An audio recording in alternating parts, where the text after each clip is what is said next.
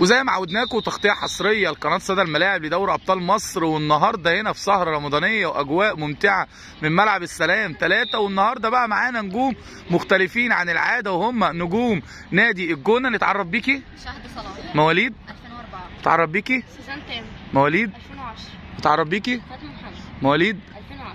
لو هنهني الشعب المصري كله بمناسبه رمضان نقول له ايه؟ كل سنه وانتم طيبين، وان شاء الله ينعاد علينا جميعا بالخير. شايفه دوري ابطال مصر احتكاك كويس. يمكن انتوا خلال الفتره اللي فاتت ما شاء الله لعبتوا 3 مباراه دي على التوالي. يمكن اول مباراه كان فيها اخفاق، تاني مباراه تعادل، والنهارده تعادل. شايفه الاجواء كويسه استفدت من خلال دوري ابطال مصر؟ جدا. شايفه دوري ابطال مصر احتكاك كويس. يمكن انتوا خلال فترات الراحه دي بالنسبه للناس اللي بتلعب دوري دلوقتي فتره راحه، بالنسبه لك لما تلعبي بطوله رمضانيه زي دوري ابطال مصر احتكاك كويس استفدت من خلاله؟ استفدت جدا قوي. شايفه مثلك القاعه نفسك تبقي زي مين؟ انا ميسي. لو النهارده عايزين نوجه رساله للزمالك اللاعبين تقولوا لهم ايه؟ ما تخافوش من حاجه، وان شاء الله يعني اللي جاي احسن، وربنا معانا. لو النهارده عايزين نشكر الجهاز الفني نقول له ايه؟ شكرا لكم كلكم على شغلكم ومجهودكم. لو عايزين بقى النهارده نوجه رساله لاولياء الامور اللي بيجوا صندوقوا خلال كل مباراه تقولوا لهم ايه؟ تعالوا كل مره عشان لما بتشجعونا بنجيب اجوان. سعيد بلقائي معاكم نجوم فريق الجونه، وانتظرونا وتغطيه حصريه لقناه صدى الملاعب لدوري ابطال مصر. وزي ما عودناكم تغطيه حصريه لقناه صدى الملاعب لدوري ابطال مصر، والنهارده في سهره رمضانيه واجواء ممتعه من ملعب السلام 3. ومعانا بقى نجوم مختلفين عن العاده وهم نجوم نادي الجونه. نتعرف بيكي؟ يلا وليد 2007. نتعرف بيكي؟ ندى حسن 2005. نتعرف بيكي؟ 2010. كنا عايزين نهني الشعب المصري اول مناسبه رمضان نقول له ايه؟ كل سنه وانتم طيبين ورمضان كريم عليكم. النهارده شايفه مثلك نفسك تبقي زي مين؟ كريستيانو رونالدو طبعا.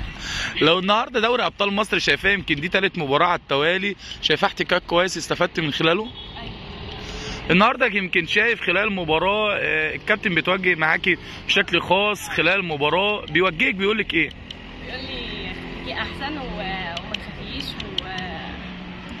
شايفه يمكن انت كابتن الفرقه النهارده يمكن عملت مباراه كويسه، يمكن شوت كره في العارضه وكنت من العناصر الاساسيه اللي الكابتن بيعتمد عليكم.